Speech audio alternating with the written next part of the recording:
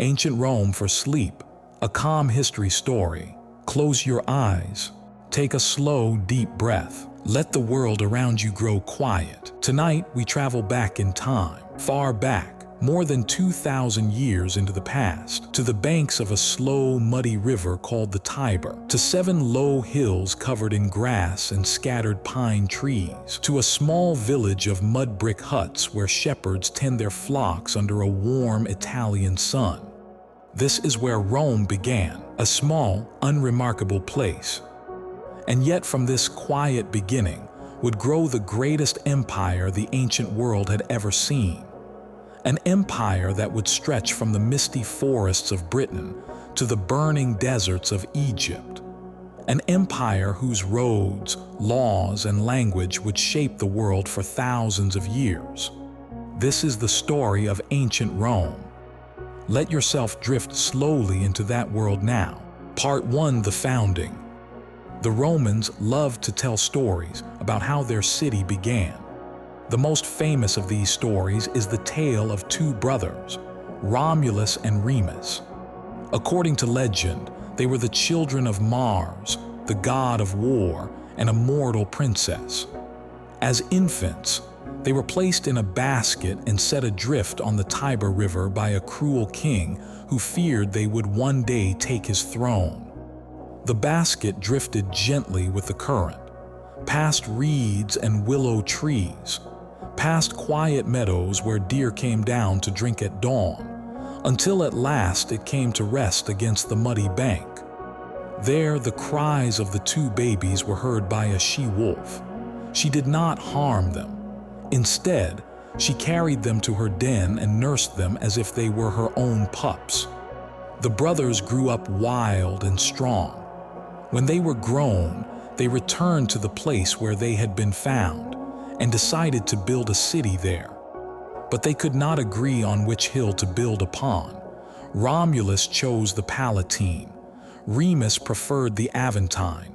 They quarreled. They fought.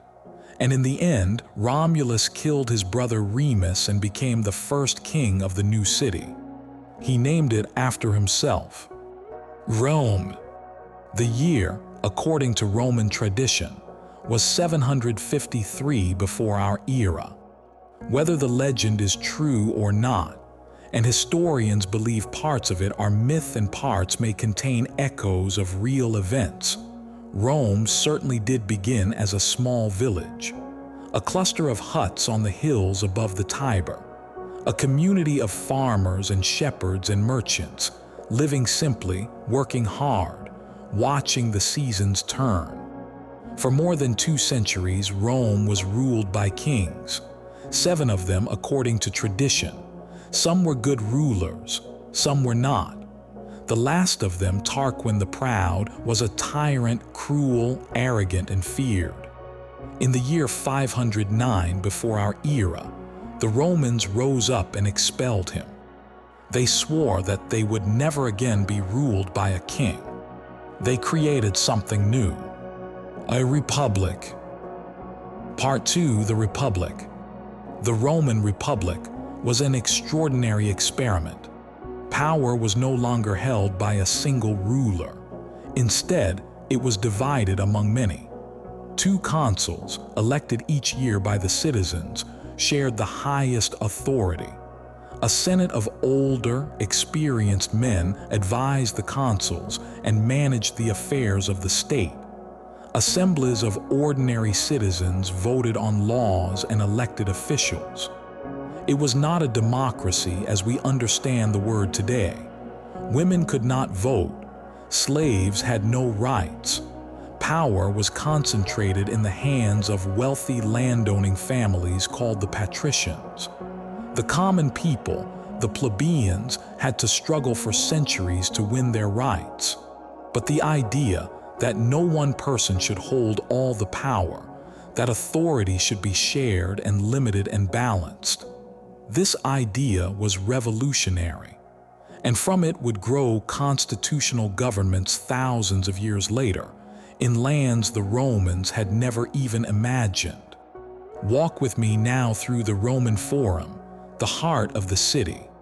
The Forum is a long, open space surrounded by temples, government buildings, and law courts.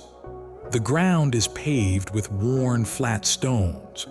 Tall marble columns rise on all sides, supporting the roofs of basilicas and shrines. In the morning, the Forum is busy. Senators in white togas with purple borders walk slowly toward the Curia, the Senate House, deep in conversation. Lawyers argue cases before the magistrates, their voices ringing out across the open space. Merchants set up stalls along the edges of the Forum, selling figs and olives and fresh bread, salted fish and cloth dyed in deep colors. Children sit on the steps of the Temple of Vesta, watching the priestesses tend the sacred fire that must never go out. The flame has been burning for as long as anyone can remember. It represents the life of Rome itself. Above it all, on the Capitoline Hill, stands the great temple of Jupiter, king of the gods, protector of the city. Its roof is painted bright red. Its columns gleam white in the sun. From its steps, you can see the whole city stretching out below the 7 hills, the winding Tiber, the green fields beyond the walls. This is Rome. Small at first, but growing. Year by year, the Romans expanded their territory. First, they conquered the neighboring towns of Latium, the region around Rome. Then the Etruscans to the north, an older and more sophisticated civilization whose art and architecture they absorbed. Then the Greek colonies in the south of Italy, with their philosophers and poets and grand temples. By the middle of the 3rd century before our era, Rome controlled all of Italy. And then they looked across the sea. In the western Mediterranean, the great trading city of Carthage ruled the waves. Carthage was an old civilization, founded by Phoenician sailors centuries earlier. Its harbors were full of ships. Its merchants grew rich trading with every coast of the known world. Its armies were professional and dangerous. Rome and Carthage were on a collision course. Part 3: Hannibal and the Punic Wars. The wars between Rome and Carthage are called the Punic Wars. There were 3 of them. They lasted on and off for more than 100 years, and they would decide who would rule the western Mediterranean. The first war was fought mostly at sea. Rome had never been a naval power. They were farmers and soldiers, not sailors. But they built a fleet from scratch, learned how to fight on water, and after 23 brutal years they won. Carthage was forced to pay a heavy price. The peace did not last. In the Second War, Carthage sent forth one of the most brilliant military commanders the world has ever seen. His name was Hannibal Barca. Hannibal had been raised to hate Rome. His father, Hamilcar, made him swear an oath as a boy never to be a friend to Rome, and Hannibal kept that oath all his life. In the spring of 218 before our era, Hannibal led a massive army out of Spain. With him were tens of thousands of soldiers from many nations, skirmishers from the Balearic Islands who could throw stones with deadly accuracy, heavy Iberian infantry with long curved swords, light Numidian cavalry from North Africa, the finest horsemen in the world, and famously 37 war elephants, lumbering giants meant to terrify the enemy. His plan was bold to the point of madness. He would invade Italy by land. He would cross the towering, snow-covered Alps in the autumn, mountains the Romans believed could not be crossed by any army. And then he would appear suddenly in Italy and destroy Rome from within. The crossing of the Alps is one of the most extraordinary feats in military history. The Carthaginian army climbed for 15 days through snow and ice, along narrow paths above terrifying drops. Avalanches buried whole units. Hostile mountain tribes attacked them from above, rolling boulders down onto the columns. The elephants struggled in the cold, their feet bleeding on the sharp rocks. When Hannibal finally descended into Italy, he had lost nearly half his army. But the half that remained were veterans, hard as iron, devoted to their commander. And the Romans were waiting. What followed was a series of disasters for Rome. At the Trebia River, Hannibal lured the Romans across freezing water and crushed them. At Lake Trasimene, he ambushed an entire Roman army in a misty defile and destroyed it completely. 15,000 Romans died that day.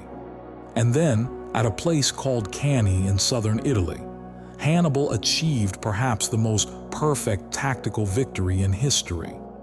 The Romans came at him with their largest army ever, perhaps 80,000 men. Hannibal had less than 50,000. The Romans expected to crush him by sheer weight of numbers. Hannibal arranged his line in a curve, with the weakest troops in the center. As the Romans pushed forward, his center slowly fell back, drawing the Romans into a pocket. Then his strongest troops on the wings closed in. His cavalry swept around the rear. The Roman army was surrounded on all sides. What followed was a slaughter.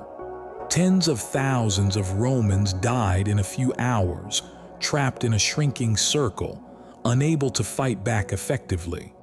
Rome had never suffered such a defeat. The Senate met in stunned silence. People wept in the streets. Some said the city was finished, that the gods had turned away. But Rome did not surrender. This is what made Rome different from every other power Hannibal had ever faced. Other cities, after such a defeat, would have negotiated peace. Rome simply raised another army, and another, and another. Hannibal could win every battle. He could not win the war. For 16 years, Hannibal marched up and down Italy, defeating Roman armies wherever he found them. But he could not take Rome itself. The walls were too strong. The will of the people was too unbroken. And meanwhile, a young Roman general named Scipio learned from Hannibal's own tactics. Scipio took the war to Spain, then to Africa. He landed near Carthage and threatened the city. Hannibal was recalled home. At the Battle of Zama, in 202 before our era, Scipio and Hannibal finally faced each other on the battlefield. Scipio won. Carthage was forced to surrender. The terms were harsh. Their navy was destroyed. Their territory was reduced. They were forced to pay enormous tribute to Rome. 50 years later, in the Third War, Rome would return and destroy Carthage completely. The city was burned to the ground. Its people were killed or sold into slavery. Its fields were salted so that nothing would grow. Rome was now the master of the Western Mediterranean.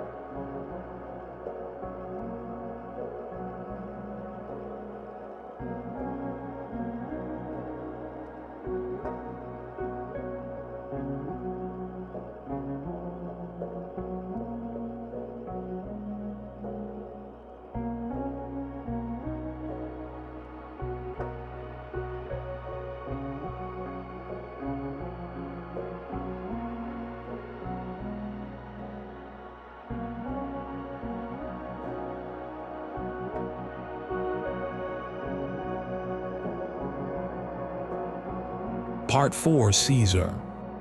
In the century after the Punic Wars, Rome conquered the eastern Mediterranean as well. Greece, Macedonia, Asia Minor, Syria, Egypt. The great kingdoms left by the death of Alexander the Great fell one by one to the Roman legions. Rome grew rich beyond imagining. Gold and silver poured into the city. Slaves were brought back by the tens of thousands. The old farms of Italy were swallowed up by huge estates worked by slave labor, and the displaced farmers crowded into Rome, looking for work, looking for bread. And as Rome grew rich, it grew unstable. The old republic, designed for a small city-state, could not handle the demands of ruling a vast empire. Generals became too powerful. Politicians became corrupt. Civil wars broke out, again and again, between rival factions of the ruling class. Into this chaos stepped a man who would change everything. His name was Gaius Julius Caesar. Caesar came from an old patrician family, but one that had fallen on hard times. He was clever, ambitious, charming, and absolutely fearless. He was a brilliant general, a gifted writer, and a politician who could move crowds with a single speech. He spent 10 years conquering Gaul, the region we now call France. The campaign was long and brutal.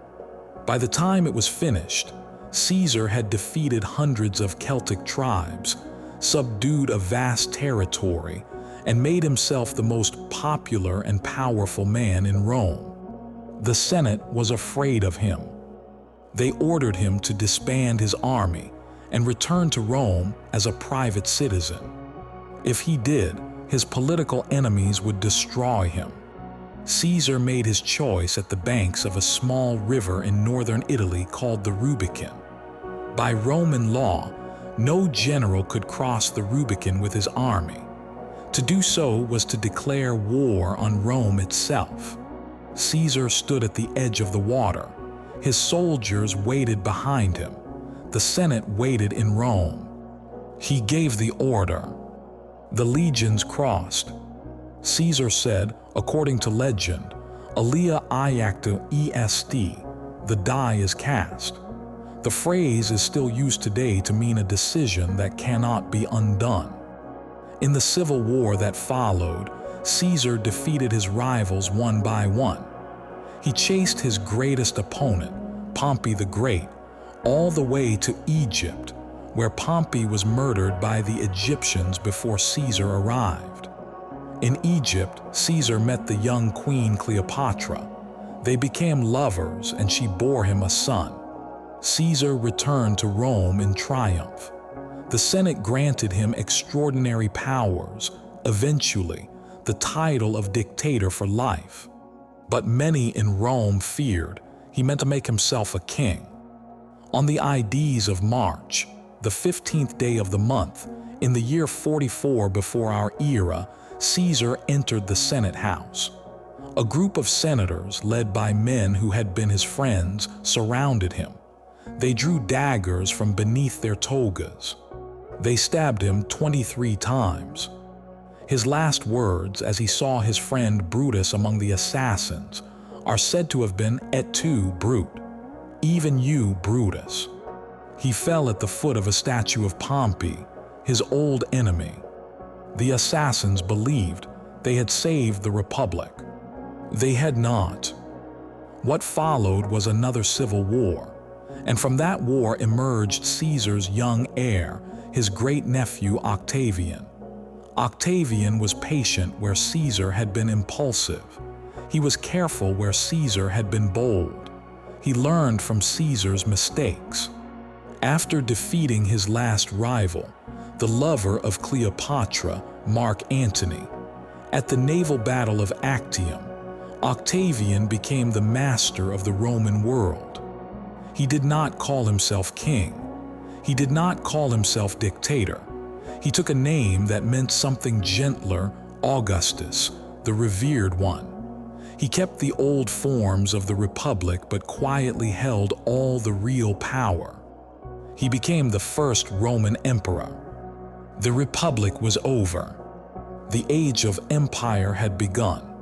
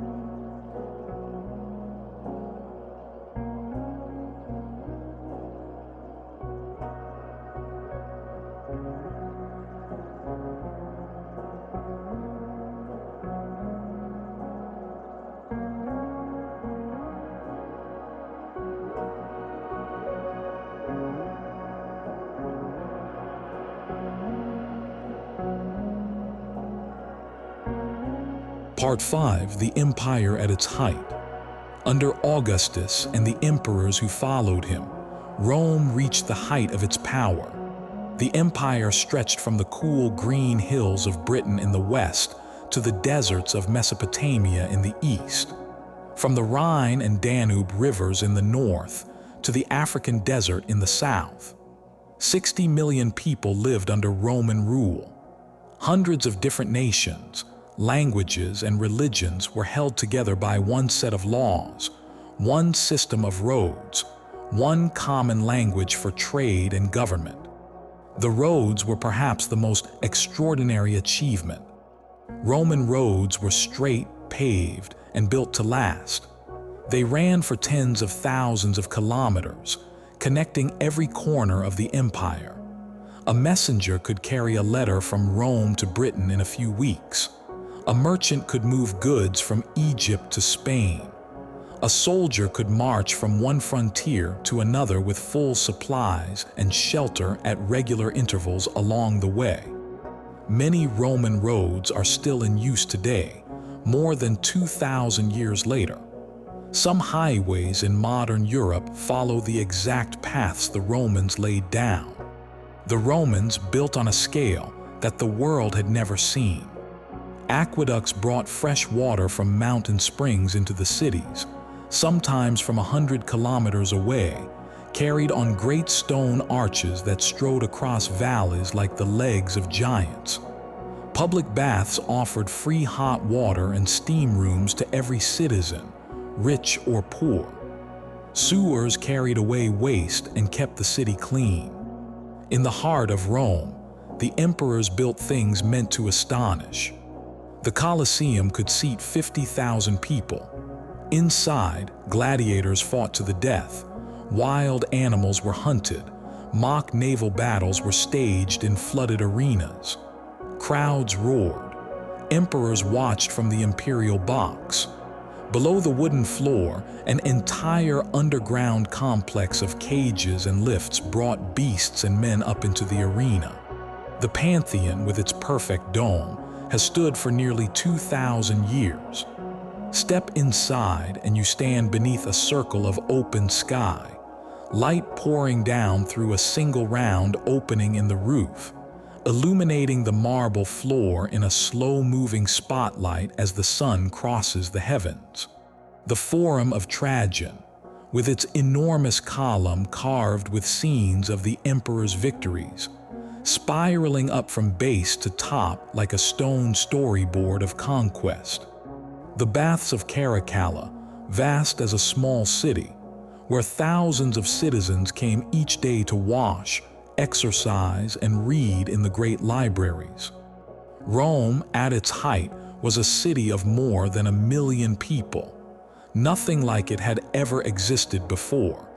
Nothing like it would exist again for more than 1,000 years. And yet, even at its greatest moment, the empire was already showing signs of strain. The borders were too long. The frontier needed too many soldiers to defend. The cost of running such a vast state was enormous. The emperors who followed Augustus were not always wise. Some were brilliant, some were monsters. The Emperor Caligula was so cruel and erratic that his own guards killed him. The Emperor Nero is said to have played music while watching Rome burn. Many emperors were assassinated. Many died in battle. Few died peacefully in old age. Slowly, over centuries, the empire began to weaken. Trade routes grew unsafe. Plagues swept through the cities, killing millions. Tribes beyond the borders, the Goths, the Vandals, the Huns, grew stronger and more organized. The frontier legions could no longer keep them out. In the late 4th century, the empire was divided in two. The eastern half, ruled from a new capital called Constantinople, would survive for another 1,000 years. The western half, the original Rome, was already dying.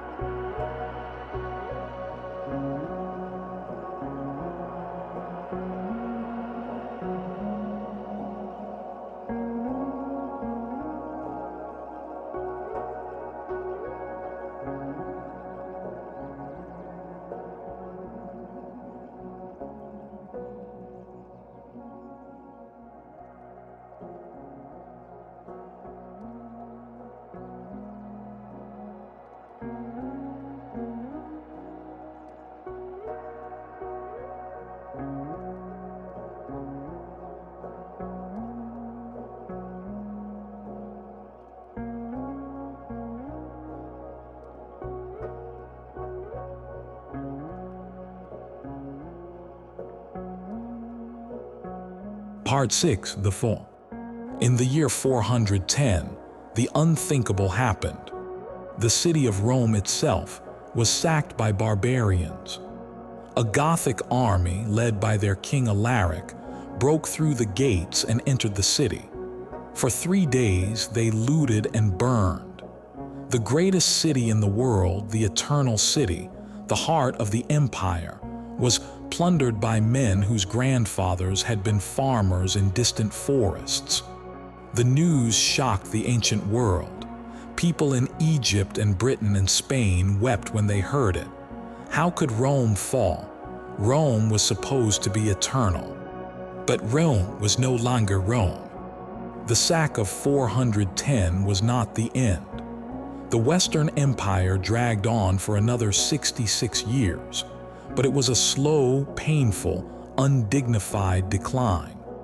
In the year 476, the last Roman emperor in the West, a teenage boy named Romulus Augustulus, was deposed by a Germanic chieftain named Odoacer.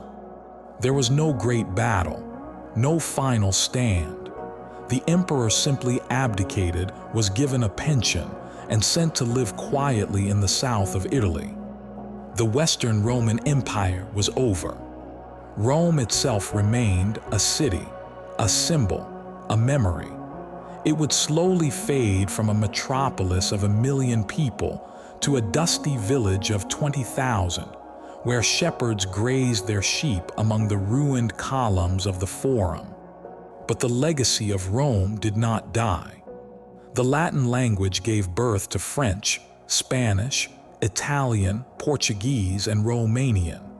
Roman law became the foundation of legal systems across Europe and beyond. Roman roads continued to be used for centuries. Roman engineering, the arch, the dome, the aqueduct, was studied and copied for 1,000 years. And in the Eastern Empire, in the great city of Constantinople, Roman civilization survived and flourished.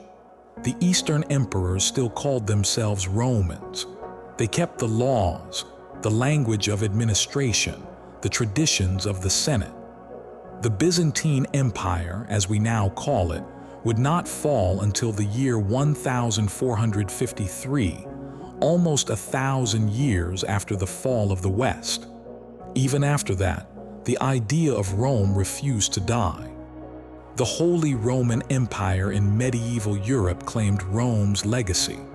The Russian Tsars called Moscow the Third Rome. Napoleon dressed his armies in Roman style. The founding fathers of the United States studied Roman history and modeled their republic on Roman ideas. Rome shaped the world, and in many ways it still does.